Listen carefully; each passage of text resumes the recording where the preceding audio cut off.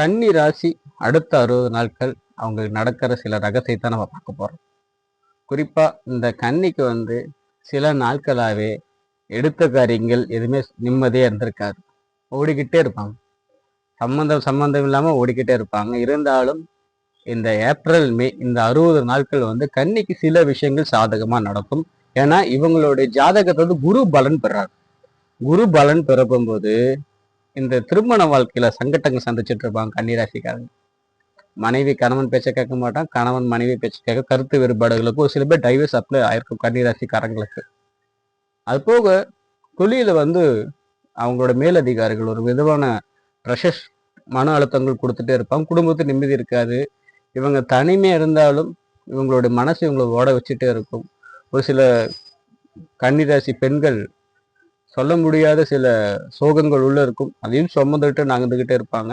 இருந்தாலும் இந்த ஒரு 60 நாட்கள் கன்னிராசிக்காரங்க இந்த ஒரு விஷயத்த நீங்க ஃபாலோ பண்ண போகும்போது நிச்சயமா நீங்க எதிர்பார்த்த காரியங்கள் படிப்படியாக நடக்கும். அதுக்கு செய்ய வேண்டிய விஷயங்கள் தொடர்ச்சி இந்த 60 நாட்கள் நவ கிரகத்தில் உள்ள நவ கிரகத்தில் உள்ள குரு பகவான் தட்சிணமூர்த்திகிட்ட நவ குரு பகவான் இருக்காங்க. ஒரு நாளைக்கு ஒரு முறையாச்சு நவகிரகம் போய் இந்த ஒரு வசி மந்திரங்கள் பயன்படுத்தி கன்னிராசிக்கு உங்க வேண்டுதல் வைங்க. பொருள் உங்களுக்கு வசப்படும், மனிதர்கள் உங்க வசப்படுவாங்க, தொழில் உங்களுக்கு வசப்படும், குடும்ப சந்தோஷங்கள் உங்களுக்கு வசப்படும். இதை பண்ண போகும்போது ஒரு நாளைக்கு ஒரு டைம் ஆச்சு பண்ணுங்க. காலையில் இருந்துச்சு குளிச்சுட்டு நீங்க ஐடி வேலைக்கு போயிட்டு இருந்தா சாயந்தரம் போய் பார்க்கலாம், ஒன்றும் தப்பு கிடையாது. ஓகேங்களா? குரு பகவானை பார்த்துட்டு அஷ்ட யோகம் குரு பகவானே கிளம்ஸ் வாக, அஷ்ட யோகம் குரு பகவானே கிளம்ஸ் வாக, இந்த ஒரு மந்திரங்கள் 11 சொல்லிட்டு உங்க கட்டுப்பாட்டுக்குள்ள என்ன விஷயம் இருக்கோ அதை நீங்க வேண்டுதல் வைக்கலாம்.